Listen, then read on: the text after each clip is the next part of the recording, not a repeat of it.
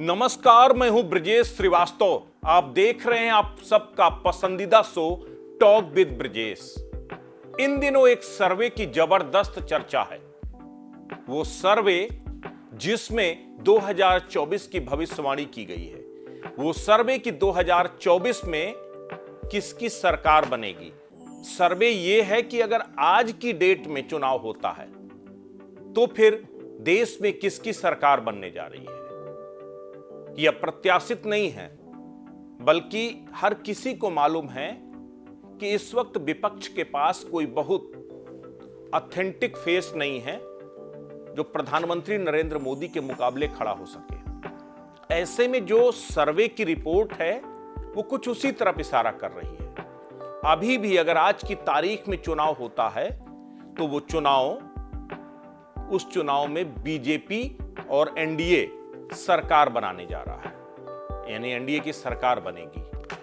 प्रधानमंत्री के तौर पर अगर देखा जाए तो पॉपुलैरिटी घटी जरूर है, लेकिन अभी भी प्रधानमंत्री नरेंद्र मोदी देश के लिए सर्वमान्य चेहरा है।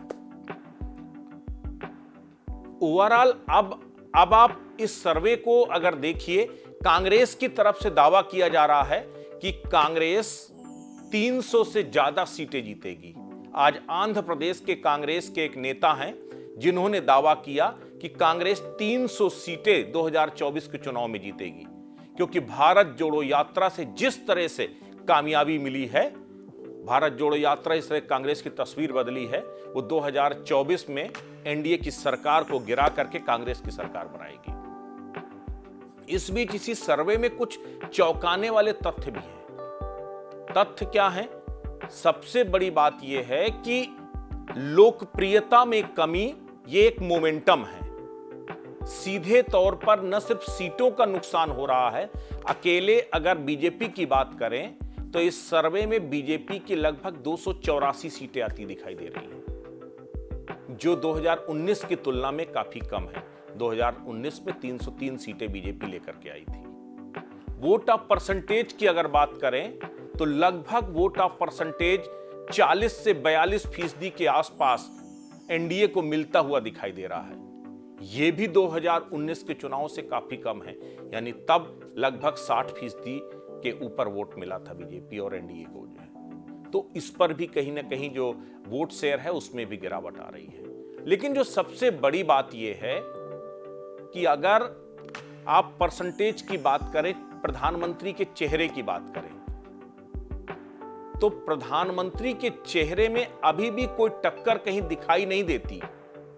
अभी भी 70% से ज्यादा लोग मानते हैं कि प्रधानमंत्री नरेंद्र मोदी पीएम के लिए सबसे उपयुक्त चेहरा है। राहुल गांधी अभी भी उस मुकाबले खड़े नहीं हो पाए हैं। राहुल गांधी की अपेक्षा अरविंद केजरीवाल को ज्यादा मजबूत कॉम्पिटिटर माना जा रहा है। ममता बनर्जी को उनके बाद माना जा रहा है। उसके बाद कहीं राहुल गांधी का नंबर है। ओवरऑल इस सर्वे के बाद कई तरह की बहस छिड़ गई है। बहस ये कि राहुल गांधी की भारत जोड़ो यात्रा के बाद क्या कांग्रेस को सियासी तौर से कोई फायदा नहीं हुआ, क्योंकि राहुल गांधी लगातार कहते हैं कि दरअसल ये यात्रा सियासी नहीं थी, भारत को जोड़ने की यात्रा थी। लेकिन समीक्षक मानते हैं कि राहुल गांधी के इमेज मेकओवर करने के लिए, कांग्रेस को रिस्ट्रक्चर करने के लिए, कांग्रेस को नए सिरे से खड़ा करने में भारत जोड़ो यात्रा एक मील का पत्थर साबित होगी। अब अगर ऐसा है तो फिर जिस तरीके से कांग्रेस के अभी भी 2 अंकों में नजर आती है सर्वे में, यानी अभी भी 66-68 सीटों के आसपास कांग्रेस की आती हुई दिखाई दे रही है, जो बेहद कम है। सबसे बड़ी बात यह है कि क्या सर्वे की आप टाइमिंग को देखिए, क्या ये जो सर्वे की रिपोर्ट है, क्या ये सर्वे की रिपोर्ट वर्तमान परिस्थितियों के अनुरूप है या फिर इसके बाद तस्वीर बदली है। देखिए, कोई भी सर्वे कभी भी संपूर्ण नहीं होता। जैसे भी एकनाथ शिंदे ने सवाल खड़े किए, सर्वे में कहा गया है कि अगर आज की तारीख में चुनाव होता है तो महाराष्ट्र में जो एमबीए है, यानी महाविकास अघाड़ी है, इसको वहां पर बीजेपी गठबंधन से ज्यादा फायदा मिलेगा और वहां पर उन बीजेपी से ज्यादा सीटें महाविकास अघाड़ी की आएंगी। एकनाथ शिंदे से सिरे से अस्वीकार करते, वो कहते हैं कि सर्वे झूठ है और इस सर्वे पे हम भरोसा नहीं करते। अब सबसे बड़ी बात यह है कि जब बात आती है प्रधानमंत्री नरेंद्र मोदी की लोकप्रियता की, तो कहते हैं सर्वे जो कह रहा है सच है, उससे ज्यादा लोकप्रियता है। लेकिन जब सर्वे कहता है कि कई राज्य ऐसे हैं जहां पर बीजेपी को खासा नुकसान होने जा रहा है, उत्तर प्रदेश में बीजेपी को नुकसान की आशंका है, मध्य प्रदेश में नुकसान की आशंका है, महाराष्ट्र में नुकसान की आशंका, वो तमाम राज्य जहां नुकसान की आशंका है, उसको बीजेपी या फिर उनके सहयोगी दल उसे मानते नहीं। लेकिन इस बीच में इस सर्वे का जिक्र आज इसलिए हो रहा है, इसलिए भी करना जरूरी है क्योंकि समझना होगा उस ट्रेंड को। दो ट्रेंड अहम हैं। एक ट्रेंड यह है कि बीजेपी और उसके सहयोगी पार्टियां यानी एनडीए का ग्राफ गिर रहा है। दूसरी एक सच्चाई यह है कि कांग्रेस यानी यूपीए का जो ग्राफ है वो बढ़ रहा है। अब गिरने वाला ग्राफ कितना गिरेगा, बढ़ने वाला ग्राफ कितना बढ़ेगा, इस बीच में कितनी तस्वीर बदलेगी, ये तो आने वाला वक्त बताएगा। लेकिन अगर आप इन ट्रेंड्स को समझिए तो ये ट्रेंड कहीं ना कहीं बीजेपी के लिए बड़े खतरे का संकेत दे रहे हैं। ये सर्वे जिस वक्त किया गया उस वक्त हिंडनबर्ग की रिपोर्ट नहीं आई थी। ये सर्वे जिस वक्त किया गया उस वक्त अडानी के ऊपर सवाल खड़े नहीं हुए थे। ये सर्वे जिस वक्त हो रहा था उस वक्त जो है देश में वो अनिश्चितता का माहौल नहीं था, लोगों के जहन में वो चिंता नहीं थी कि अब देश का क्या होगा, देश की इकोनॉमी तो नहीं टूट जाए, देश के बड़े बड़े पीएसयू जो है एलआईसी और एसबीआई जैसे जो है संस्थान कोलैप्स तो नहीं कर जाएंगे, देश में लाखों लोगों का पैसा डूब तो नहीं जाएगा, ये वो तमाम चिंताएं थी। इस बीच में ये सर्वे होता और सर्वे के दौरान ये रिपोर्ट आती, उसके बाद इस तरह की जो है ये हिंडनबर्ग का खुलासा हो जाता है और स्थितियां बदलती हैं। आप सोचिए अगर इस तरह की स्थितियां बनती हैं, कहीं ना कहीं गौतम अडानी के साम्राज्य का बिखरना प्रधानमंत्री नरेंद्र मोदी के चेहरे पर एक डेंट लगने जैसा है, क्योंकि पहले दिन से राहुल गांधी एंड कंपनी लगातार अंबानी और अडानी का मुद्दा बना करके बीजेपी को घेरती रही है, प्रधानमंत्री को घेरती रही है। और ऐसे वक्त में जब हिंडनबर्ग की पूरी रिपोर्ट आती है जिसमें कहा जाता है कि हिंडनबर्ग की ये अडानी का जो साम्राज्य था वो कपोल कल्पित था, वो मात्र कागजों में हेराफेरी करके आंखों में धूल झोंक करके पूरा साम्राज्य बनाया गया था, और उसके बाद ताश के पत्तों की तरह अडानी का साम्राज्य बिखरने लगता है। सेकेंडों की सुई से भी तेज अडानी की संपत्ति कोलैप्स करने लगती है और लगभग $50 बिलियन से ज्यादा जो है नुकसान अब तक हो चुका है। कहां चौथे नंबर पर जो है गौतम अडानी खड़े थे और कहां 15वें पायदान पर आ गए। एशिया के सबसे रिचेस्ट जो है पर्सन का खिताब भी उनसे छिन गया।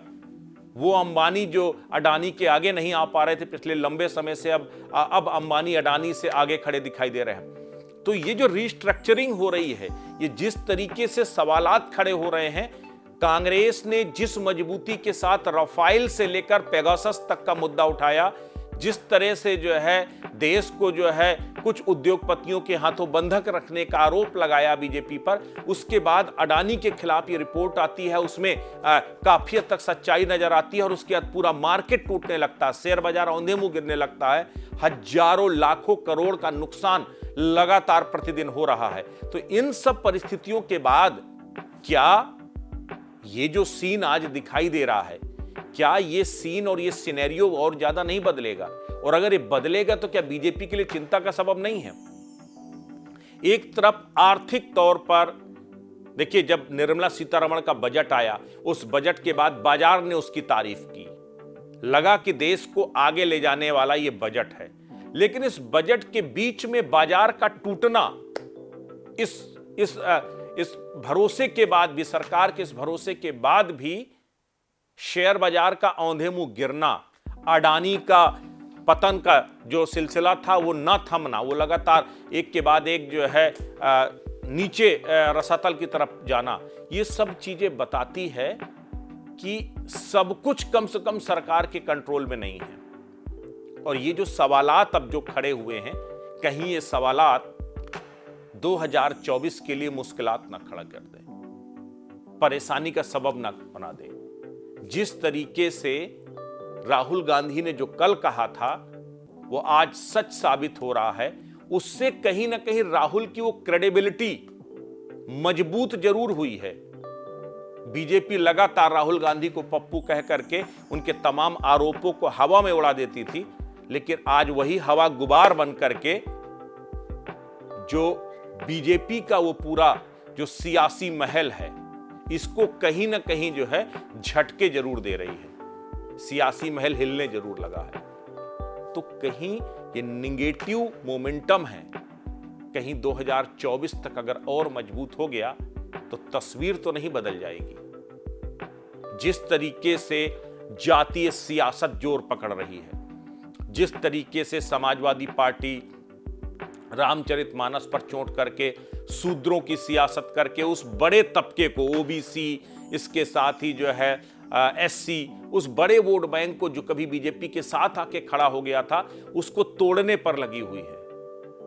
अलग अलग दल, बिहार में अलग तरीके की राजनीति हो रही है, उत्तर प्रदेश में कुछ उसी ट्रेंड पर राजनीति चलती दिखाई दे रही है जो है, उधर तेलंगाना में जो है केसीआर अलग चुनौती देते नजर आ रहे हैं, महाराष्ट्र में शरद पवार ताल ठोक रहे हैं जो है, बंगाल में ममता बनर्जी ताल ठोक रही। तो ओवरऑल ये चौतरफा ये जो पूरे समीकरण बन रहे हैं, कहीं ये बनते हुए समीकरण इस सर्वे का जो ट्रेंड है उस ट्रेंड के अकॉर्डिंग नतीजों को तो नहीं बदल देंगे, ये बड़ा सवाल है। तो आज सबसे बड़ी चर्चा की विषय यही था कि क्या सर्वे में आई रिपोर्ट में नतीजों को अगर छोड़ दिया जाए, ट्रेंड को अगर समझा जाए, तो क्या आने वाले समय में बीजेपी के लिए यह ट्रेंड मुश्किलात खड़े कर सकता है? क्या बीजेपी के लिए चुनौती बन सकते हैं राहुल गांधी? कांग्रेस का बढ़ता हुआ ट्रेंड क्या आंकड़ों में और ज्यादा तब्दीली कर सकता है? क्या नतीजों को प्रभावित कर सकता है? और क्या 24 की तस्वीर बदल सकता है? ये वो तमाम बड़े सवाल हैं। इसको लेकर बीजेपी खासी चिंतित है। सरकार के पेशानी पर बल पड़ चुका है और उन्हें लग रहा है कि अगर बाजार को नहीं संभाला गया तो कहीं अडानी के साम्राज्य के साथ पीएम मोदी के सिंहासन पर खतरा तो नहीं खड़ा हो जाएगा। ये सोचने वाली बात है। बीजेपी और उसके सहयोगी दल अब इस पर मंथन कर रहे हैं और हमें और आपको भी मंथन करना होगा कि क्या हवा का रुख बदल रहा है।